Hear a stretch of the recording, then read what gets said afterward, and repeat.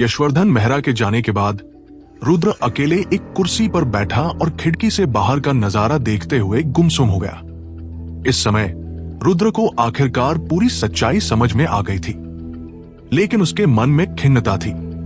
उसे पता था कि अब वो प्रिया की पुरानी यादों को वापस नहीं ला सकेगा, क्योंकि अगर रुद्र प्रिया को यह सब बताएगा तो शायद वह इसे स्वीकार न कर पाए, और अगर प्रिया सब स्वीकार भी कर ले तो उसके लिए यह बहुत दर्दनाक होगा। इसके अलावा विजयलक्ष्मी शायद मेहरा परिवार पर हमला कर सकती थी।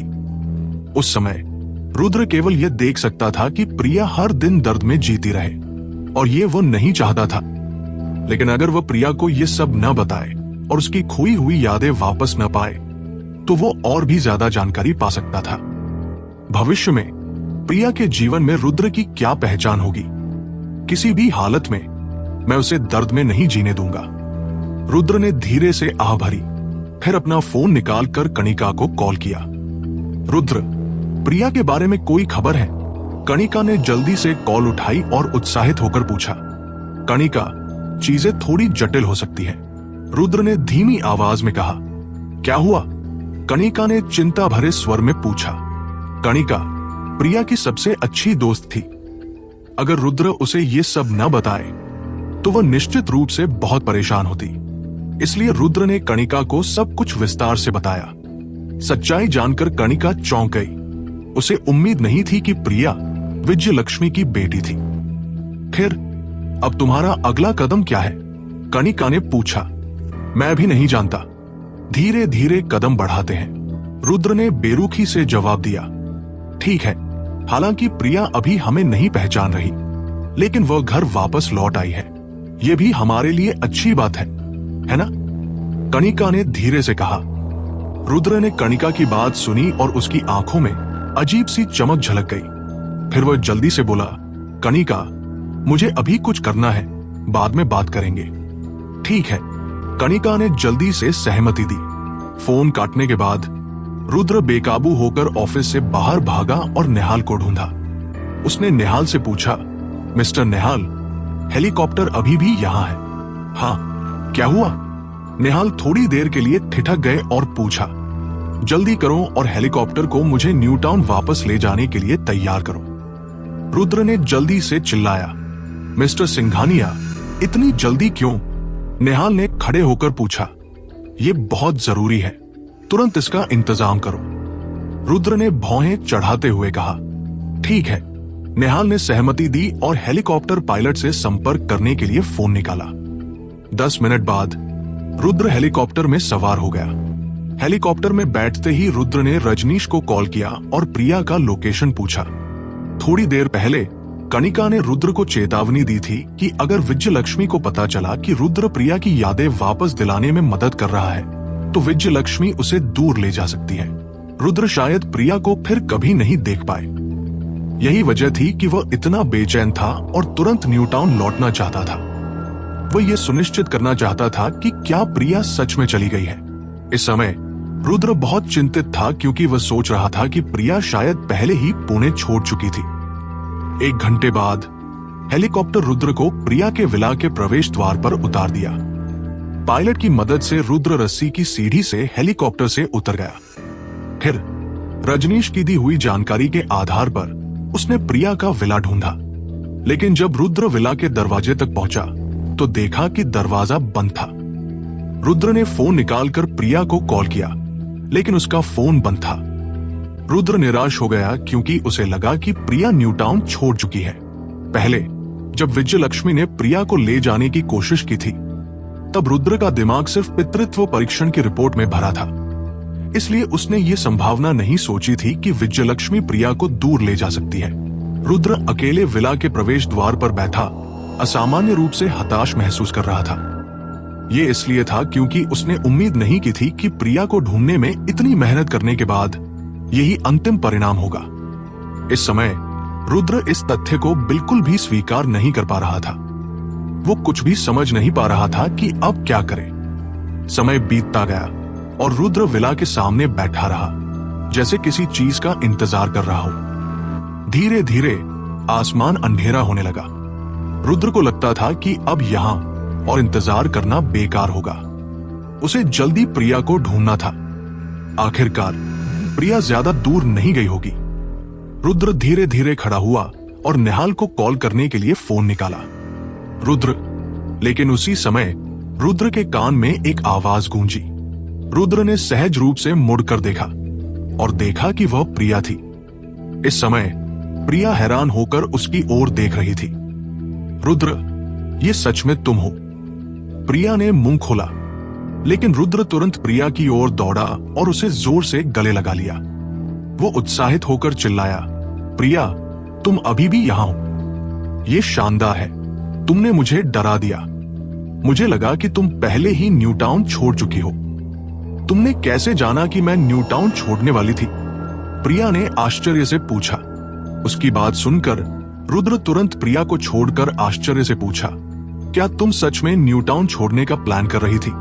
मेरी मां चाहती थी कि मैं यूएस जाऊं, लेकिन मैं नहीं चाहती थी। मुझे यहां रहना पसंद है, इसलिए मेरी मां अकेली अमेरिका वापस चली गई। मैंने बस अपनी मां को एयरपोर्ट भेजा। प्रिया ने रुद्र को बताते हुए कहा, जब तक तुम नहीं जा रही हो सब ठीक है। रुद्र ने प्रिया की बात सुनकर राहत की सांस ली। फिर तुम मुझे ढूंढने क्यों आए? प्रिया ने रुद्र से पूछा। कुछ खास नहीं, बस ये देखना था कि तुम चली गई हो या नहीं।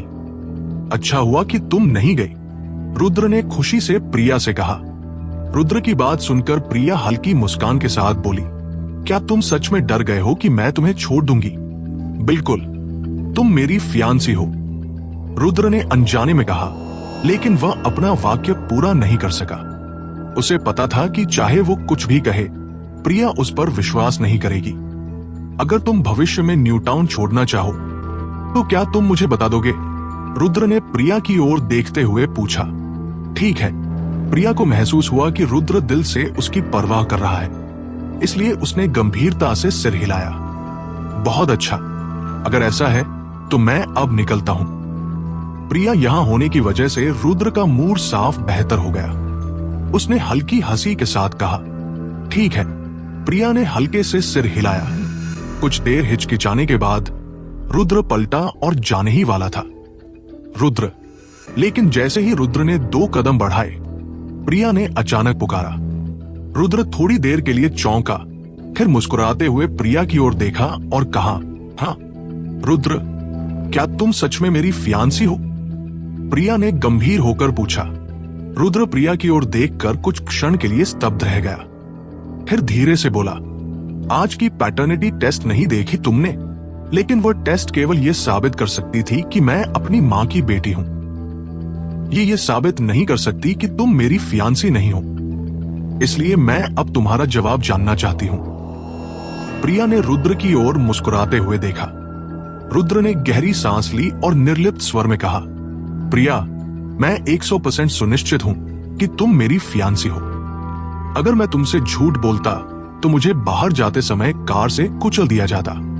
प्रिया ने रुद्र को देखा और थोड़ी देर हिचकिचाई, फिर वो उसके पास चली आई और धीरे से बोली, रुद्र, तुम्हें कसम खाने की जरूरत नहीं है, मैं तुम पर विश्वास करती हूं। रुद्र ये सुनकर थोड़ी देर के लिए स्तब्ध रह गया। उसे प्रिया के मतलब समझ नहीं आए।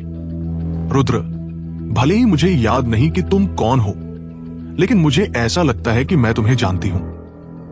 यह परिचित एहसास किसी और ने नहीं दिया, इसलिए मैं तुम पर विश्वास करती हूं। प्रिया थोड़ी देर रुकी और फिर बोली, लेकिन मैं शायद भविष्य में तुम्हारी फियांसी नहीं रह पाऊं। रुद्र ने प्रिया की ओर देखा और थोड़ी देर हिचकिचाने के बाद धीमे स्वर में कहा, मैं समझ सकता हूं। आखिरकार मेरे पास यह साबित करने का तरीका नहीं है कि जो मैंने कहा सच है। तुम्हें यह साबित करने की जरूरत नहीं है। वैसे भी बीता हुआ बीत चुका। प्रिया ने हल्के स्वर में कहा, ठीक है, बीते हुए को बीते रहने दो। रुद्र ने हल्का सिर हिलाया और कहा, देर हो रही है, मैं अब निकलता हूं। रुको। प्रिया ने जल्दी से हाथ बढ़ाया और रुद्र को पकड़ते हुए धीरे से कहा, इतनी जल्दी क्यों जा रहे हो? मैंने तुमसे बात पूरी नहीं की। तुम्हारे पास कुछ और कहने को है? रुद्र ने प्रिया की ओर देखते हुए पूछा। भले ही मैं भविष्य में तुम्हारी फियांसी न रहूं, मैं तुम्हारी गर्लफ्रेंड बन सकती हूं। हम दोनों फिर से शुरुआत कर सकते हैं। मैं जानना चाहती हूं कि तुम कौन हो। प्रिया ने गंभीरता से रुद्र से कहा। रुद्र ये सुनकर पूरी तरह स्तब्ध रह गया। वो बहुत चौंक गया। प्रिया, क्या क्या तुम सच में गंभीर हो? रुद्र हकलाते हुए पूछा। बिल्कुल, प्रिया ने हल्का सिर हिलाया और कहा। भले ही मुझे अतीत याद नहीं, मुझे अब क्या हो रहा है वो याद है। मैंने देखा कि तुमने कल रात पहाड़ों में मेरे लिए क्या किया। मुझे विश्वास है कि तुम सच में मुझे पसंद करते हो, इसलिए मैं तुम्हें एक मौका देने को तैयार हूं। रुद्र प्रिया को देखकर इतना रोमांचित था कि वो कुछ कह नहीं पा रहा था।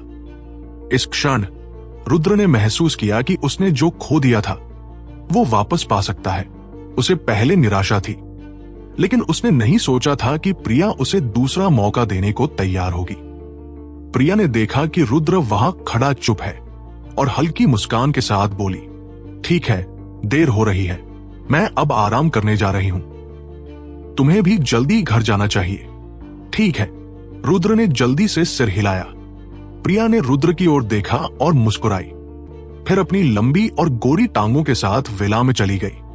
रुद्र वहीं खड़ा प्रिया की पीठ को देखकर बहुत समय तक शांत नहीं हो पाया। इतने दिनों तक मेहनत करने और अपनी पहचान छुपाने के बाद रुद्र के लिए परिणाम इतना खराब नहीं था। आखिरकार प्रिया ने पहले ही अंदर उसे स्वीकार करना शुरू कर दिया था। रुद्र ने महसूस किया कि जब तक वो प्रिया की जिंदगी में रहेगा, वो पहले हुए घटनाओं को याद करेगी। रुद्र, तुम अभी यहां क्यों हो? इस समय प्रिया अचानक मुड़ी और रुद्र से चिल्लाई, मैं अब जा रहा हूं। रुद्र ने प्रिया की ओर देखकर मूर्खतापूर्ण हंसी हंसी, फिर वो विला परिसर से बाहर निकल गया। विला क्षेत्र छोड़ने के बाद रुद्र का मूड साफ बेहतर हो गया। उसने एक टैक्सी रोकी और घर जाने की तैयारी की। आधे घंटे बाद रुद्र घर पहुंच गया। घर में प्रवेश करते ही उसने देखा कि ईशा मेहता सोफे पर पजामे में टीवी देख रही थी। वह इतनी गंभीर लग रही थी कि रुद्र के लौटने का ध्यान ही नहीं गया। रुद्र ने ईशा को इस तरह देखकर थोड़ा निराश महसूस किया। उसे सोचना पड़ा कि उसे यहां से निकालने का कोई तरीका ढूंढना होगा, वरना अगर प्रिया ने देखा कि वह ईशा जैसे महिला के साथ रह रहा है तो रुद्र अपनी सच्चाई साबित नहीं कर पाएगा, चाहे उसके लिए कुछ भी हो जाए। मिस ईशा, क्या आप टीवी देख रही हैं? रुद्र जानता था कि ईशा को मना किया जा सकता है, लेकिन मजबूर नहीं किया जा सकता। इसलिए वो मुस्कुराते हुए उसके पास गया और पूछा। ईशा ने कैजुअली रुद्र की ओर देखा और बेरुखी से कहा, तुम वापस आ गए? हाँ, मैं वापस आ गया। रुद्र ने हल्का सिर हिलाया। कल तुमने क्या किया? क्यों घर नहीं आए? कहीं बाहर महिलाओं की तलाश में तो नहीं गए? ईशा ने रुद्र की ओर देखते हुए पूछा। जब रुद्र ने ईशा की बात सुनी तो वह एक पल के लिए चौंक गया और कुछ हद तक शब्दहीन सा दिखा। उसने भौहें चढ़ाते हुए कहा, तुम क्या कह रही हो? मैं किसी औरत को क्यों ढूंढूंगा? तुम इतने अमीर हो, तुम्हारे लिए किसी औरत को ढूंढना आसान नहीं है। ईशा ने बिना झिझक कह दिया। क्या मैं ऐसा इंसान दिखता हूं? मैं कल रात कुछ गंभीर काम करने गया था। रुद्र ने बेबस होकर समझाया, फिर आगे बढ़ते हुए कहा, क्या मैं तुमसे कुछ बात कर सकता हूं? बात करने की जरूरत नहीं है। जिस घर को मैंने किराए पर लिया है उसकी मरम्मत परसों तक हो जाएगी। जब समय आएगा तुम मुझे सामान ढोने में मदद कर सकते हो। ईशा ने रुद्र से यह पूछे बिना ही जवाब दे दिया कि क्या हो रहा है। ओह, रुद्र ने ईशा की बात सुनकर थोड़ी झिझक महसूस की, फिर मुस्कुराते हुए कहा, तुम्हें कैसे पता चला कि मैं यही बात करने वाला था? मैं तुम्हारे इरादों को कैसे नहीं जान सकती? ईशा ने रुद्र की ओर एक तिरस्कार भरी नजर डालते हुए कहा, खैर, सच कहूं तो मेरा तुम्हें दूर भगाने का कोई इरादा नहीं है, लेकिन चूंकि तुम जाने के लिए इतनी जल्दी में हो, मैं तुम्हें यहां रोकूंगी नहीं। वैसे भी चिंता मत करो, मैं तुम्हारे सामान के सेट करने में मदद जरूर करूंगी। रुद्र ने मुस्कुराते हुए ईशा से कहा। ईशा ने हल्की नजर घुमाई और फिर पूछा, वैसे रंजीव की जांच कैसी चल रही है? अभी तक ज्यादा जानकारी नहीं मिली। रुद्र ने बेबस होकर जवाब दिया। ईशा ने रुद्र की ओर देखकर और भी चुप्पी साध ली। उसने भौहें चढ़ाते हुए कहा, तो तुम हाल ही में किस काम में व्यस्त रहे हो? गंभीर काम, रुद्र ने मुस्कुराते हुए जवाब दिया और फिर कहा, चूंकि तुम मुझसे ये पूछ रही हो, क्या तुम्हें कोई सुराग मिला है? यहां ईशा ने कॉफी टेबल पर रखे फोल्डर की ओर इशारा किया। ईशा ने धीरे धीरे कहा, तुम्हारा तरीका सच में अच्छा है। रुद्र ने ईशा की ओर देखा और हल्का सिर हिलाया, फिर कहा, लेकिन समस्या यह है कि रंजीव तक पहुंच पाना इतना आसान नहीं है। मैं पहले ही पता लगा चुकी हूं कि रंजीव हर महीने ऑस्ट्रेलिया के एक कसिनो जाता है। हम दोनों वहीं जाकर उसे ढूंढ सकते हैं। ईशा ने कैजुअली कहा, तुम्हारे पास ऐसी जानकारी भी है? रुद्र ने हैरानी भरी नजर के साथ पूछा, क्या तुम सोचते हो मैं तुम्हारी तरह हूं? तुम अपने काम को नहीं करते। ईशा ने रुद्र की ओर आंखें घुमाई, फिर वो उठी, खिंचाव लिया और बेडरूम की ओर चल दी। रुद्र ने ईशा की पीठ देखी और उसके बारे में और जानने की इच्छा हुई। रीना और नेहाल भी ये नहीं पता लगा पाए थे, लेकिन ईशा इतना आसानी से सब जान जाती थी। अब रुद्र को ईशा की असली पहचान के बारे में और जिज्ञासा होने लगी। कुछ ही देर बाद ईशा वापस बेडरूम में आई और रुद्र भी वापस लौट आया और बिस्तर पर लेटकर आराम करने लगा। कई दिनों की थकान के बाद रुद्र पूरी तरह थक चुका था, इसलिए बिस्तर पर लेटते ही वह सो गया। अगले दिन सुबह 8 बजे जब रुद्र जागा, ईशा पहले ही जा चुकी थी। स्नान करने के बाद वह न्यूटाउन यूनिवर्सिटी पहुंचा। स्कूल पहुंचते ही उसने महसूस किया कि वो पहले ही देर कर चुका है, इसलिए वो क्लास में नहीं गया, बल्कि अकेले स्कूल में घूमने लगा। उसने महसूस किया कि उस लड़की को पीटा जा रहा है। इसके पीछे कोई कारण जरूर होगा।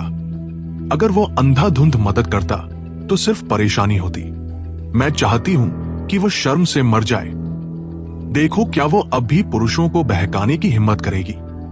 इसी समय बड़ी छाती वाली एक महिला जो खुली पोशाक में थी जोर से चिल्लाई, नहीं, प्लीज ऐसा मत करो। पीटी जा रही लड़की जल्दी से घुटनों पर गिर गई और भीख मांगने लगी। जब रुद्र ने यह सुना, उसकी आंखों में अजीब सा भाव चमक गया। उसे ऐसा लगा कि यह लड़की हद से ज्यादा आगे बढ़ गई है। यह तो बस छात्रों के बीच का झगड़ा था, इसे इतनी बेरहमी से निपटाना जरूरी नहीं था। आसपास खड़े लोग न केवल बीच में आने की हिम्मत नहीं कर रहे थे, बल्कि उन्होंने अपने फोन तक निकाल लिए और छोटी छोटी वीडियो बनाने लगे। ये देखकर रुद्र का गुस्सा सा उमड़ आया। हालांकि वह दूसरों के मामले में दखल नहीं देना चाहता था, लेकिन अब स्थिति इतनी गंभीर हो चुकी थी कि अगर वह चुप रहा तो खुद को और उन लोगों में क्या फर्क रह जाएगा जो सिर्फ तमाशा देख रहे थे। रुक जाओ। थोड़ी देर हिचकिचाने के बाद रुद्र ने जोर से चिल्लाया। रुद्र की आवाज सुनकर सभी उसकी तरफ मुड़े और उनकी आंखों में आश्चर्य की झलक थी। तुम कौन हो? अग्रणी, बड़ी ब्रेस्ट वाली महिला ने रुद्र को तिरस्कार भरी नजरों से देखा और फिर अपना चेहरा उठाकर पूछा, क्या तुम्हें नहीं लगता कि तुम थोड़ा अधिक कर रहे हो? रुद्र ने भौहें चढ़ाकर जवाब दिया, तुम कौन होते हो? तुम्हारा इससे क्या मतलब? ये तुम्हारे बस की बात नहीं है। जल्दी हटो। बड़ी ब्रेस्ट वाली महिला ने गुस्से में चिल्लाया। रुद्र ने उसे अनदेखा किया और सीधे उस लड़की के पास गया। फिर उसने लड़की से धीरे कहा, उठो और मेरे पीछे आओ। लड़की, जिसे पीटा जा रहा था, रुद्र की बात सुनते ही अचानक सिर उठाकर उसकी ओर देखने लगी। उसकी आंखों में कृतज्ञता झलक रही थी। उसे कभी नहीं लगा था कि इस समय कोई उसके बचाव के लिए आगे आएगा। लड़की का चेहरा देखकर रुद्र ने महसूस किया कि वह वास्तव में काफी सुंदर थी। बस अब वह थोड़ी थकी हुई और अस्वस्थ लग रही थी। रुद्र ने ज्यादा सोचे बिना उसे खड़ा किया और उसके साथ जाने ही वाला था। बड़ी ब्रेस्ट वाली महिला ने ऐसा लगता था कि लड़की को जाने देने का कोई इरादा नहीं था। उसने रुद्र का रास्ता रोक लिया और उंगली दिखाकर चिल्लाई, गंदा हारने वाला, तुम्हें क्या लगता है? उसे तुरंत छोड़ दो, वरना मैं तुम्हारे साथ नहीं रहूंगी। हट जाओ। रुद्र ने ठंडी नजरों से उसे देखा और कहा। उसकी बात सुनकर बड़ी ब्रेस्ट वाली महिला कुछ देर के लिए हक्का बक्का रह गई। फिर उसने आश्चर्य से कहा, तुमने मुझसे क्या कहा? क्या तुमने नहीं सुना कि मैं तुम्हें कह रहा था हट जाओ? रुद्र ने बेरुखी से जवाब दिया, तुम मुझे हटने के लिए कैसे कह सकते हो? तुम्हें क्या लगता है तुम कौन हो? बड़ी ब्रेस्ट वाली महिला की आंखों में तुरंत घबराहट आई और वो रुद्र के चेहरे पर थप्पड़ मारने ही वाली थी। रुद्र थोड़ा गुस्से में आया। बिना सोचे उसने उसका कलाई पकड़ ली और ठंडी आवाज में कहा, मैं कह रहा हूं कि हट जाओ तो हट जाओ।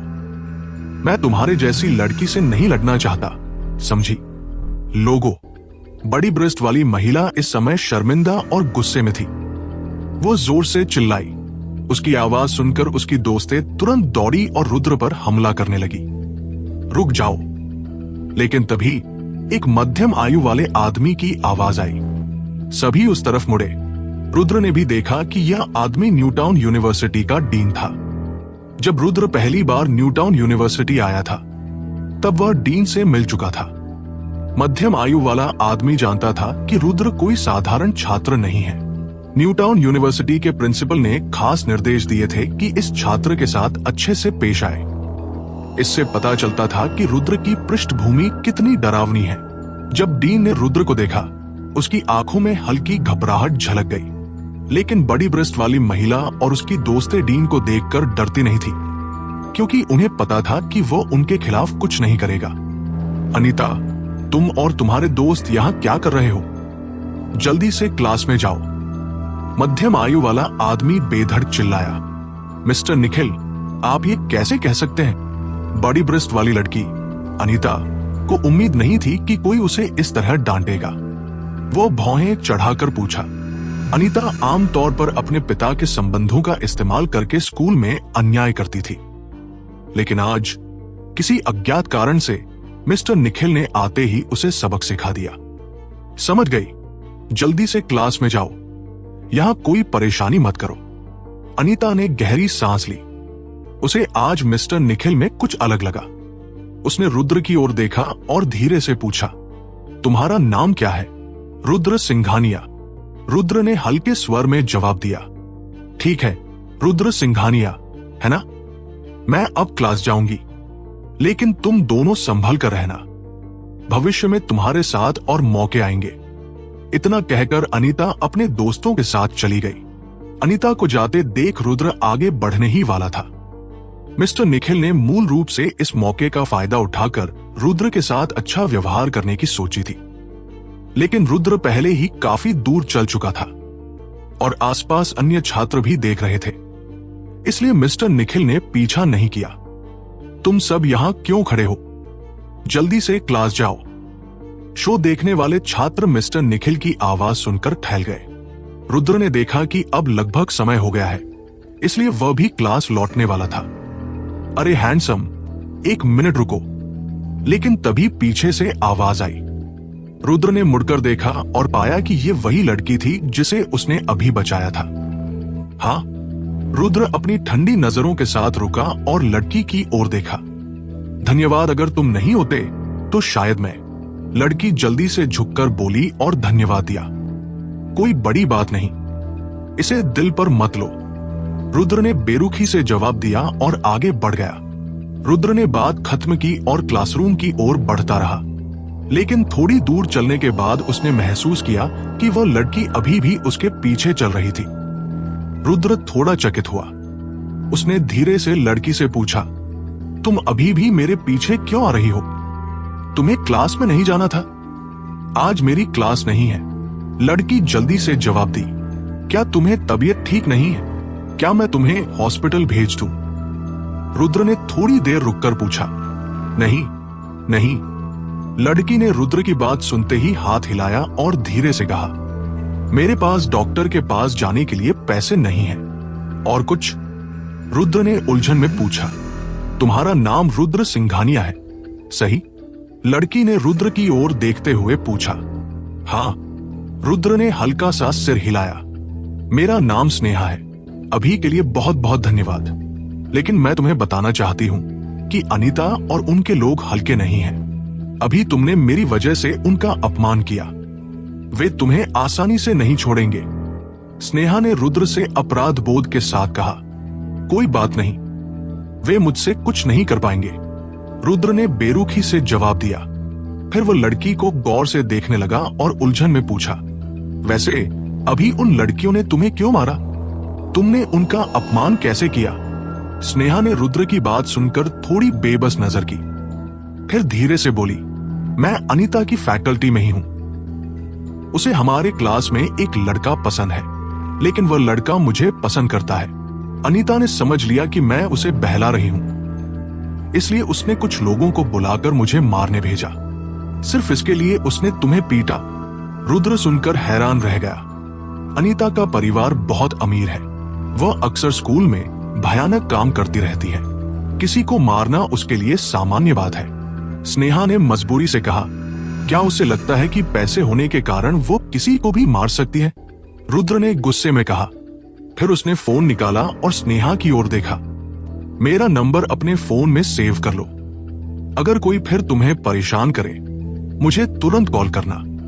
इसकी जरूरत नहीं है। मैं पहले ही बहुत आभारी हूं कि तुमने मेरी मदद की। अगर तुम फिर मदद करो तो वे तुम्हें छोड़ेंगे नहीं। स्नेहा ने जल्दी से कहा, मुझे अपना फोन दो। रुद्र ने स्नेहा की बात अनसुनी करते हुए अपना हाथ बढ़ाया। रुद्र। स्नेहा ने रुद्र की ओर देखा और कुछ कहना चाहा। फोन मुझे दे दो, रुद्र ने दोहराया। कुछ देर हिचकिचाने के बाद स्नेहा ने अपना फोन निकाला और रुद्र को दे दिया। रुद्र ने अपना नंबर उसके फोन में सेव किया और हल्के स्वर में कहा, ठीक है, अब तुम्हें मेरा पीछा नहीं करना। अगर भविष्य में कोई परेशानी हुई बस मुझे कॉल करना। लेकिन स्नेहा ने रुद्र की ओर देखा, जैसे वो अभी भी कुछ कहना चाहती हो। लेकिन रुद्र ने स्नेहा को मौका नहीं दिया और सीधे टीचिंग बिल्डिंग की ओर बढ़ गया। स्नेहा ने रुद्र की पीठ को देखकर मिश्रित भावनाओं के साथ देखा। उसका चेहरा चिंता से भरा हुआ था। वहीं दूसरी ओर रुद्र क्लासरूम लौट आया और देवेश्वर और विवेक से हल्की बातचीत की। वे दोनों जिज्ञासु थे कि रुद्र कल क्लास क्यों नहीं आया। रुद्र ने हल्के अंदाज में बहाना बना दिया। अगली क्लास ईशा की थी, इसलिए सभी छात्र वहां आए, खासकर लड़के। आमतौर पर वे पीछे बैठते थे, लेकिन ईशा की क्लास में ये लोग आगे बैठने के लिए लड़ते थे। आखिरकार ईशा में बहुत आकर्षण था। जल्दी ही ईशा, जो खूबसूरती और शानदार कपड़ों में थी, क्लासरूम में आई। ईशा हमेशा ऐसी थी। जहां भी वो होती, सभी पुरुष उसकी ओर ध्यान देते।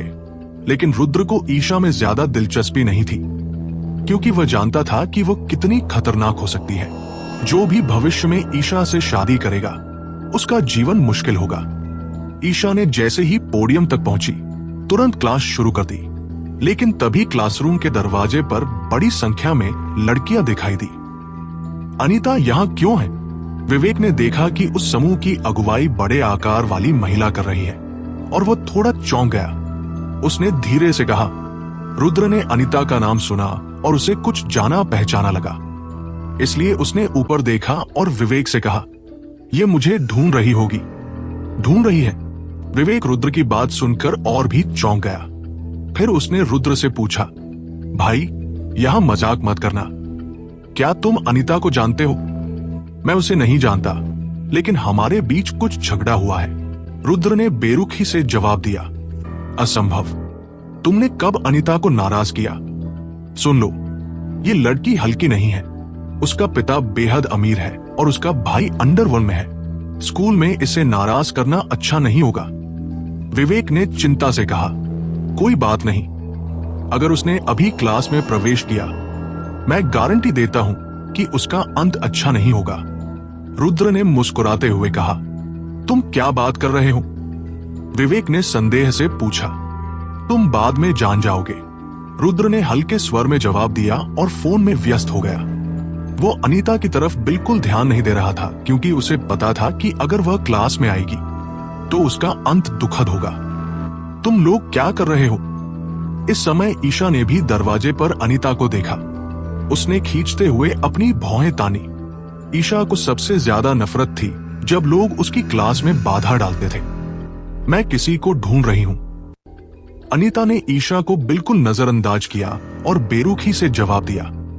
फिर वो अपने लोगों के साथ क्लास में प्रवेश कर गई।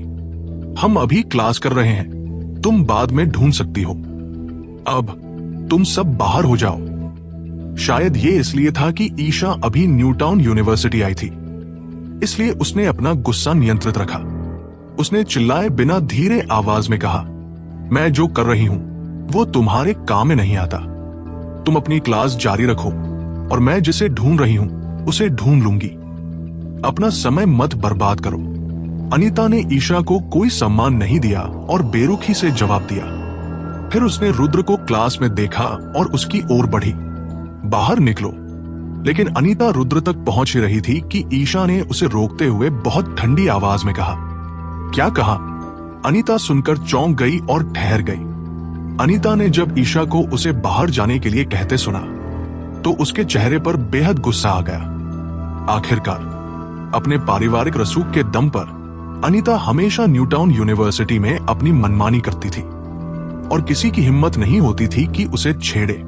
यहां तक कि प्रिंसिपल भी उसे देखकर थोड़ी बहुत तवज्जो देते थे। लेकिन आज बड़ा अजीब हुआ। जैसे ही अनीता कॉलेज पहुंची उसे रुद्र के हाथों हार का सामना करना पड़ा। और अब जब उसे आखिरकार उसकी क्लास मिली तो उसे ईशा ने डांट दिया। अनीता जैसी रईसजादी लड़की ये अपमान बिल्कुल बर्दाश्त नहीं कर सकती थी। इस बीच रुद्र अपनी जगह पर बैठा मुस्कुरा रहा था और ईशा तथा अनीता को देख रहा था। वह ईशा को काफी समय से जानता था और वो उसके मिजाज से अच्छी तरह वाकिफ था। जो कोई भी उसकी क्लास में खलल डालने की हिम्मत करता था उसका अंत अच्छा नहीं होता था और इसीलिए वह शांत था, क्योंकि रुद्र जानता था कि अनीता तो उसके पास तक नहीं पहुंच पाएगी। तुमने अभी क्या कहा? अनीता आंखें फाड़कर घूर रही थी। उसका चेहरा गुस्से से भरा हुआ था। मैंने तुम्हें बाहर जाने के लिए कहा, ईशा ने भी भड़कते हुए ठंडे लहजे में जवाब दिया। तुम खुद को समझती क्या हो? तुम्हारी हिम्मत कैसे हुई मुझे बाहर जाने के लिए कहने की? तुम्हें क्या लगता है इससे पहले कि वो अपना वाक्य पूरा कर पाती, क्लास के छात्रों ने देखा कि ईशा ने अपना गोरा कोमल हाथ उठाया और चटाक की आवाज के साथ अनीता के गाल पर एक जोरदार थप्पड़ जड़ दिया। चटाक, एक तेज आवाज आई। पूरे क्लासरूम में सन्नाटा छा गया और लगभग सभी छात्र अविश्वास भरी निगाहों से ईशा को घूरने लगे। चूंकि ईशा को न्यूटाउन यूनिवर्सिटी में आए ज्यादा समय नहीं हुआ था, इसलिए छात्र उसके मिजाज के बारे में ज्यादा नहीं जानते थे। उन्हें लगता था कि वो बस थोड़ी शांत और सभ्य है, लेकिन किसी ने यह उम्मीद नहीं की थी कि ईशा इतनी गर्म मिजाज होगी। और जिसे उसने अभी थप्पड़ मारा था वो कोई और नहीं बल्कि न्यूटाउन यूनिवर्सिटी की छोटी डायन अनीता थी। मिस ईशा बहुत ही निर्दयी है। विवेक ने हैरत से ईशा को देखा। ये क्या है? रुद्र हल्के से मुस्कुराया। जब ईशा मुंबई यूनिवर्सिटी में थी तब तो उसका गुस्सा शायद और भी ज्यादा भयंकर था। अब तो वो काफी हद तक शांत हो गई थी। तुम्हारी हिम्मत कैसे हुई मुझे मारने की? अनीता ने अपना चेहरा पकड़ा और अविश्वास से भरकर ईशा पर चिल्लाई। मैंने तुम्हें बाहर जाने के लिए कहा था, क्या तुमने सुना नहीं? ईशा ने फिर से ठंडेपन से दोहराया। तुम जानती हो मैं कौन हूं? तुम जानती हो मेरे पिताजी कौन है? मैं अभी प्रिंसिपल से कहकर तुम्हें निकलवा दूंगी। तुम्हें क्या लगता है? अनीता पागल सी हो गई थी। वो अपनी पूरी ताकत से ईशा पर चिल्ला रही थी, लेकिन ईशा की आंखों में झुंझलाहट की एक चमक आई और उसने फिर से हाथ उठाया। बिना किसी भावना के अनीता के चेहरे पर एक और थप्पड़ जड़ दिया और कहा, मैं तुम्हें जाने के लिए कह रही हूं। क्या तुमने सुना नहीं? अनीता शायद कुछ कहना चाहती थी। चटाक। ईशा ने उससे बात करने में समय बर्बाद नहीं किया और उसने पलटकर एक और थप्पड़ मारा। फिर बिना किसी भाव के कहा, तुम जा रही हो या नहीं? अनीता ने अपना सुंदर चेहरा ढका। उसकी आंखों में सदमा और अविश्वास भरा था, क्योंकि इस पल वह ईशा से पूरी तरह हक्की बक्की रह गई थी। उसने पहले कभी ऐसी भयानक महिला नहीं देखी थी। क्लासरूम में बैठे छात्र भी अपनी जगह पर स्तब्ध थे। उनके चेहरे पर आश्चर्य था। उन्हें समझ नहीं आ रहा था कि वे अपने मौजूदा भावनाओं को कैसे बयां करें। किसी ने यह नहीं सोचा था कि ईशा, जो ऊपर से इतनी सभ्य और कुलीन दिखती थी, उसका मिजाज इतना गर्म होगा। अनीता के साथ आई लड़कियां, जो अक्सर पैसे या ताकत के बिना छात्रों को धमकाने में उसकी मदद करती थी, वे भी उसके पास चुपचाप खड़ी थी। तुम एक टीचर होकर छात्रों को मारने की हिम्मत करती हो। मैं अभी प्रिंसिपल के पास जा रही हूं। तुम्हें नौकरी से निकलवाने। अनीता जानती थी कि अगर वह यह रुकी तो उसे और मार पड़ेगी, इसलिए उसने चिल्लाया और जल्दी से क्लासरूम से बाहर भागी। ईशा ने अनीता की भागती हुई आकृति को देखा। उसके चेहरे पर बहुत ही शांति थी, जैसे कि यह मामला उसके लिए महज एक मामूली बात हो। थोड़ी देर बाद वो और बाकी लोग क्लासरूम से पूरी तरह से गायब हो गए। ईशा ने हल्के से रुद्र की तरफ देखा, जैसे कि उसे दोष दे रही हो, लेकिन उसने ज्यादा कुछ नहीं कहा। इसके बजाय उसने अपनी पाठ्य पुस्तक उठाई और शांति से कहा, चलो क्लास आगे बढ़ाते हैं। उसके शब्द सुनकर ही सब होश में आए। मिस ईशा कितनी कूल। विवेक हल्के से आह भरे बिना नहीं रह सका। कितनी दमदार, पूरे जोश में थी। मैंने अनीता को पहली बार इस तरह पिटते हुए देखा है। देवेश्वर ने तुरंत हाँ में हाँ मिलाई है। विवेक और देवेश्वर की बातें सुनकर रुद्र हल्के से मुस्कुराया, फिर अपने दिल में चुपचाप आ भरी। ईशा ने इस बार खुद को बहुत संयमित रखा है। अगर यह मुंबई यूनिवर्सिटी में होता तो अनीता की हालत शायद और भी बदतर होती। ईशा ऐसे लग रही थी जैसे कुछ हुआ ही न हो। वो अपनी पहले वाली आकर्षक और ग्लैमर्स अदा में लौट आई थी और शांति से लेक्चर दे रही थी। हालांकि थोड़ी देर बाद अनीता, न्यूटाउन यूनिवर्सिटी के प्रिंसिपल और हेड टीचर एक बार फिर क्लासरूम के दरवाजे पर दिखाई दिए। जब क्लास के छात्रों ने अनीता को प्रिंसिपल के साथ आते देखा तो उन सभी को ईशा के लिए डर महसूस हुआ। गड़बड़ हो गई, गड़बड़ हो गई। अनीता सचमुच प्रिंसिपल को ले आई। विवेक का चेहरा थोड़ा घबराया हुआ लग रहा था और उसने आगे कहा, मैंने सुना है कि उसके पिता के प्रिंसिपल के साथ असाधारण संबंध है। प्रिंसिपल सच में इसकी वजह से मिस ईशा को बर्खास्त तो नहीं कर देंगे, है ना? मिस ईशा ने उसे उस तरह पीटा, वो उन्हें बिल्कुल नहीं छोड़ेगी। देवेश्वर ने भी चिल्लाकर कहा। नारायण ने एक लंबी सांस ली। उसके चेहरे पर भी चिंता थी। इस पल क्लासरूम के सभी छात्रों के मन में यही विचार था, आखिर ईशा जैसी खूबसूरत टीचर मुश्किल से मिलती थी, इसलिए छात्रों के बीच उसकी लोकप्रियता बहुत ज्यादा थी। कोई नहीं चाहता था कि ईशा को इस वजह से बर्खास्त किया जाए, जब तक शैलेंद्र और मेहर मिस ईशा के लिए पैरवी नहीं करते, वरना प्रिंसिपल निश्चित रूप से मिस ईशा को बर्खास्त कर देंगे। ठीक इसी पल विवेक ने फिर से कहा, शैलेंद्र और मेहर का भी बहुत बड़ा रसूख था, इसलिए अगर वे दोनों ईशा के लिए बोलते तो समस्या ज्यादा गंभीर नहीं होती। तुम लोग निश्चिंत रहो, कोई भी ईशा को बर्खास्त करने की हिम्मत नहीं करेगा। वे सब ईशा से माफी मांगने आए हैं। लेकिन ठीक इसी क्षण अचानक रुद्र ने कहा, मिस ईशा से माफी मांगने आई हैं। रुद्र की ये बात सुनकर विवेक, देवेश्वर और नारायण तीनों हक्के बक्के रह गए। उनके चेहरे पर बस हैरानी छाई हुई थी। रुद्र, तुम्हें पता भी है अनीता कौन है? अनीता के पापा का प्रिंसिपल से बहुत गहरा संबंध है। प्रिंसिपल तो पक्का अनीता को बचाएगा। विवेक ने तुरंत रुद्र का विरोध किया। हाँ रुद्र, तुम्हें न्यूटाउन यूनिवर्सिटी में आए ज्यादा टाइम नहीं हुआ है, इसलिए तुम अनीता के बारे में ज्यादा नहीं जानते होगे। देवेश्वर ने भी हाँ में हाँ मिलाई। मैं इस अनीता को भले ही ज्यादा न जानता हूं, पर ईशा को मैं बहुत अच्छे से जानता हूं। रुद्र ने मुस्कुराते हुए देवेश्वर और विवेक को जवाब दिया। यह नामुमकिन है कि अनीता मिस ईशा से माफी मांगे। आखिरकार मिस ईशा ने ही तो उसे मारा था। विवेक अब भी रुद्र की बात पर यकीन नहीं कर पा रहा था और उसने सीधे सिर हिलाकर मना कर दिया। वो माफी मांगने आती है या नहीं, ये तुम्हें जल्द ही पता चल जाएगा। रुद्र ने बड़े शांत लहजे में जवाब दिया और ज्यादा कुछ नहीं बोला। दूसरी तरफ न्यूटाउन यूनिवर्सिटी के प्रिंसिपल और हेडमास्टर अनीता के साथ क्लासरूम में दाखिल हुए। जब ईशा ने इन लोगों को आते देखा तो उसकी आंखों में एक पल के लिए झुंझलाहट दिखी। मिस ईशा, क्या आप एक मिनट के लिए बाहर आ सकती हैं? प्रिंसिपल ने मुस्कुराते हुए ईशा से पूछा।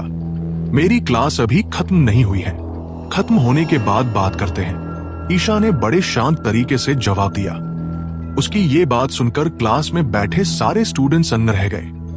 किसी ने नहीं सोचा था कि वो प्रिंसिपल तक को मना कर देगी। हालांकि कई स्टूडेंट्स ने सोचा कि शायद उसे पहले ही अंदाजा हो गया है कि उसे निकाला जाने वाला है, इसलिए उसने प्रिंसिपल को भाव नहीं दिया। उसका जवाब सुनने के बाद हैरानी की बात यह थी कि प्रिंसिपल को जरा भी गुस्सा नहीं आया। उन्होंने मुस्कुराते हुए कहा, ठीक है, हम आपकी क्लास खत्म होने तक इंतजार करेंगे। इतना कहकर प्रिंसिपल अनीता को लेकर क्लासरूम से बाहर निकल गए और दरवाजे पर चुपचाप इंतजार करने लगे। ईशा ने अपनी क्लास जारी रखी, लेकिन क्लासरूम में स्टूडेंट्स का मन अब पढ़ाई में नहीं लग रहा था। उन्हें चिंता हो रही थी कि क्या सच में स्कूल उसे निकाल देगा। पलक झपकते ही क्लास खत्म हो गई। ईशा ने तेजी से अपना लेसन प्लान समेटा और अपनी हाई हील्स की आवाज के साथ क्लासरूम से बाहर निकल गई। क्लासरूम में बैठे स्टूडेंट्स की नजरें उस पर टिकी थी। वे जानते थे कि प्रिंसिपल, हेडमास्टर और अनीता सभी बाहर इंतजार कर रहे हैं। वे देखना चाहते थे कि क्या प्रिंसिपल सच में उसे निकाल देंगे। चूंकि प्रिंसिपल के साथ उसकी बातचीत ज्यादा जोर से नहीं हो रही थी, इसलिए क्लासरूम में बैठे स्टूडेंट्स को पता नहीं चला कि उन दोनों के बीच क्या बात हुई। वे बस यही देख पाए कि प्रिंसिपल ईशा से पूरे आदर के साथ बात कर रहे थे। ये नजारा काफी हैरान करने वाला था, क्योंकि न्यूटाउन यूनिवर्सिटी के स्टूडेंट्स ने अपने प्रिंसिपल को पहले कभी किसी से इतनी इज्जत से बात करते हुए नहीं देखा था। लेकिन इससे भी ज्यादा हैरानी की बात यह हुई कि प्रिंसिपल ने सीधे अनीता को घसीटकर ईशा के सामने कर दिया। भले ही उसके चेहरे पर अनमनापन दिख रहा था, लेकिन फिर भी उसने झुककर ईशा से माफी मांगी। ईशा ने अनीता की तरफ देखा तक नहीं और बड़े ही नजाकत से वहां से चली गई। इस पूरे मंजर को देखने के बाद क्लासरूम में बैठे स्टूडेंट्स वहीं के वहीं सुन्न खड़े रह गए। उनके चेहरे पर बस सदमा था। आखिरकार अभी कुछ देर पहले ही तो वे ईशा के लिए चिंतित थे। उन्हें डर था कि प्रिंसिपल कहीं उसे निकाल न दे, लेकिन किसी ने नहीं सोचा था कि नतीजा ऐसा निकलेगा। अनीता ने सच में ईशा से माफी मांगी, ठीक वैसे ही जैसे रुद्र ने कहा था। बाकी स्टूडेंट्स तो फिर भी किसी तरह शांत रहे, लेकिन विवेक और देवेश्वर का शांत रहना मुश्किल हो गया। दोनों की आंखें फटी की फटी रह गई और उन्होंने अविश्वास से रुद्र को देखा। रुद्र, तुम्हें कैसे पता था कि अनीता ईशा से माफी मांगेगी? विवेक 2 सेकंड तक हिचकिचाया और फिर अटकते हुए रुद्र से पूछा। उसका सवाल सुनकर रुद्र बस हल्का सा मुस्कुराया और बेफिक्री से बोला, भूलो मत, मैंने तुम्हें पहले ही बताया था कि भले ही मैं अनीता को अच्छे से नहीं जानता, पर ईशा को मैं बहुत अच्छे से जानता हूं। तुम्हारा मिस ईशा से आखिर क्या रिश्ता है? विवेक ने जल्दबाजी में पूछा। ईशा मुंबई यूनिवर्सिटी में मेरी टीचर है। अब तो ये काफी संयमित हो गई है। अगर ये सब मुंबई यूनिवर्सिटी में हुआ होता तो अनीता आज ही बाहर निकाल दी गई होती। रुद्र ने शांत होकर कहा। मिस ईशा तो काफी सख्त मिजाज है। विवेक ने अपनी सांस रोके बिना नहीं रह सका। रुद्र बस हल्का सा मुस्कुराया और ज्यादा कुछ नहीं बोला। कुछ मिनट बाद विवेक और देवेश्वर ने रुद्र की बातें क्लास के बाकी स्टूडेंट्स को बढ़ा चढ़ाकर बताई। हालांकि रुद्र ने जानबूझकर ऐसा किया था, क्योंकि ईशा द्वारा उसकी पहचान जाहिर किए जाने की घटना को लेकर उसके मन में हमेशा गुस्सा रहा था। इसीलिए उसने विवेक को यह सब बताया था। इस तरह क्लास के स्टूडेंट्स भी ईशा की पहचान को लेकर अटकलें लगाएंगे। रुद्र चाहता था कि वो भी उस परेशानी से गुजरे जो उसने अपनी पहचान उजागर होने पर झेली थी।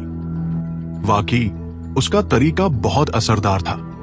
अब क्लास में ईशा को लेकर अटकलों के कई वर्जन बन चुके थे, लेकिन चाहे कोई भी वर्जन हो, वे सभी यही इशारा कर रहे थे कि वो यकीनन कोई आम इंसान नहीं थी।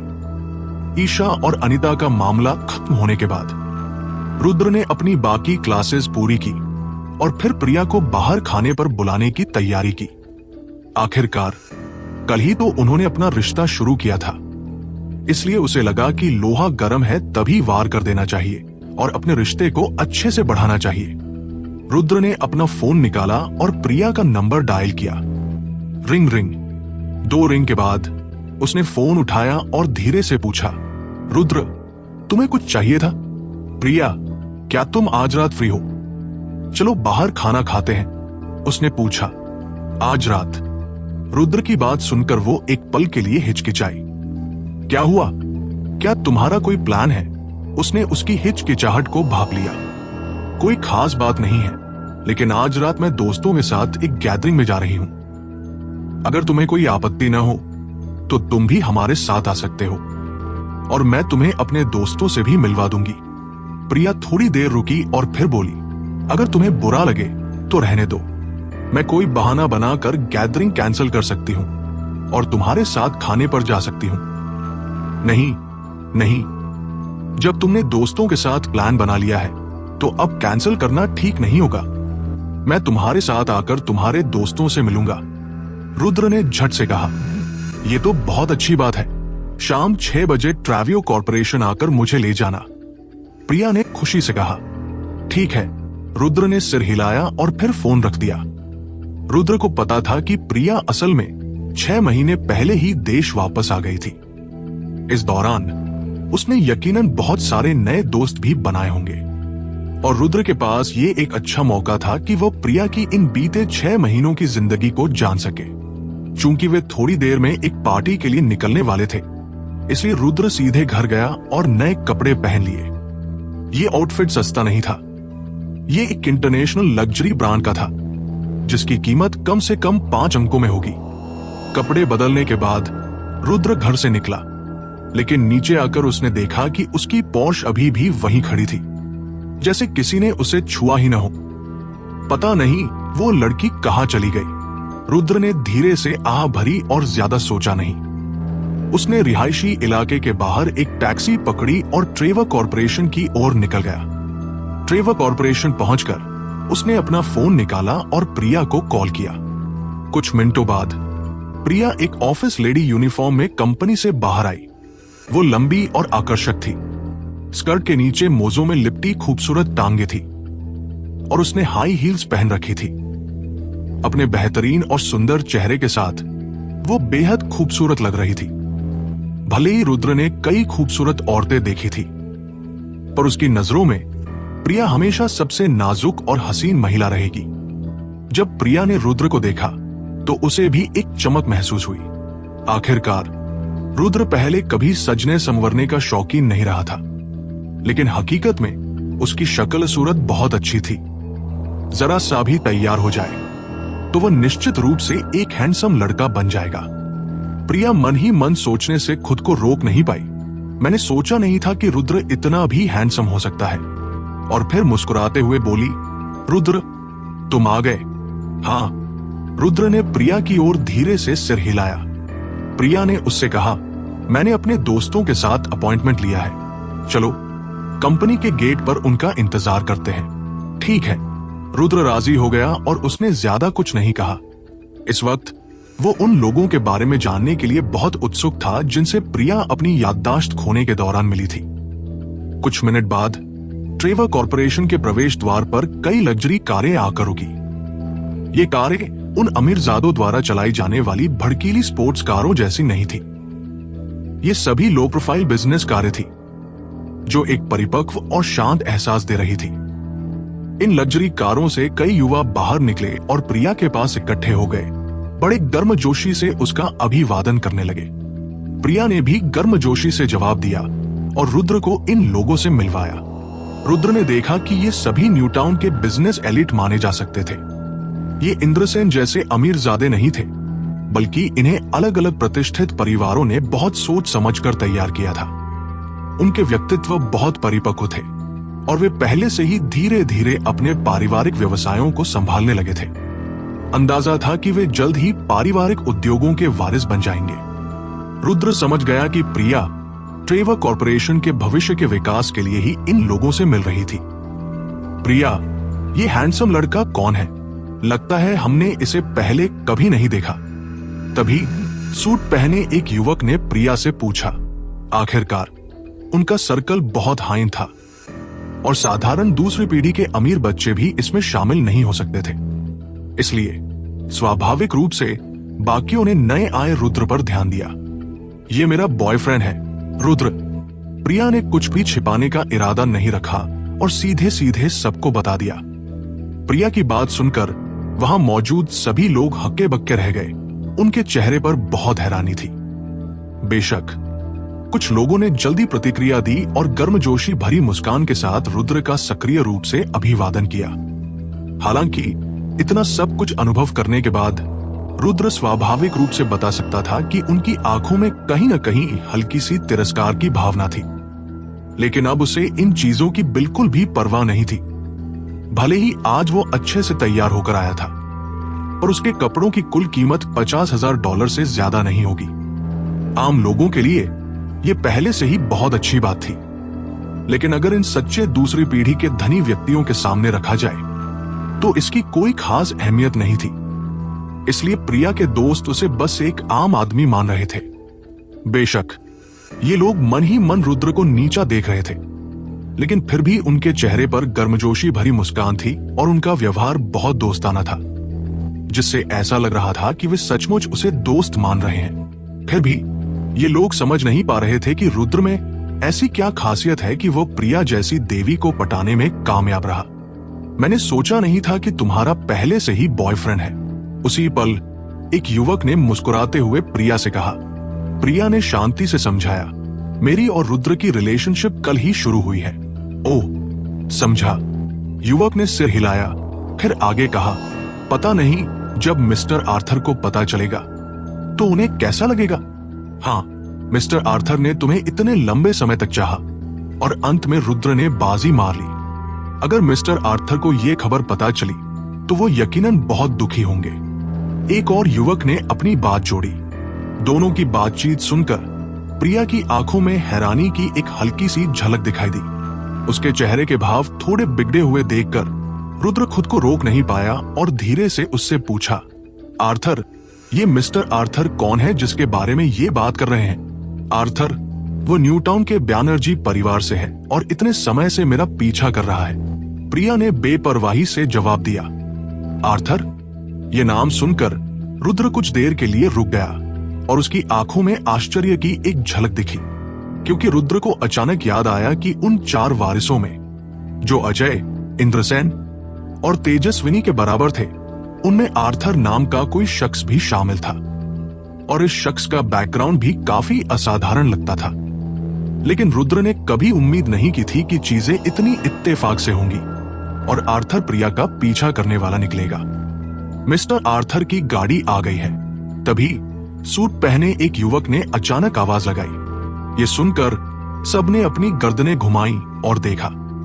उन्होंने देखा कि 5-8 नंबर प्लेट वाली एक पोर्श धीरे धीरे उनके सामने आकर रुक रही है। कार का दरवाजा खुलने के बाद एक हैंडसम आदमी कार से बाहर निकला, जबकि यात्री सीट से एक खूबसूरत महिला निकली।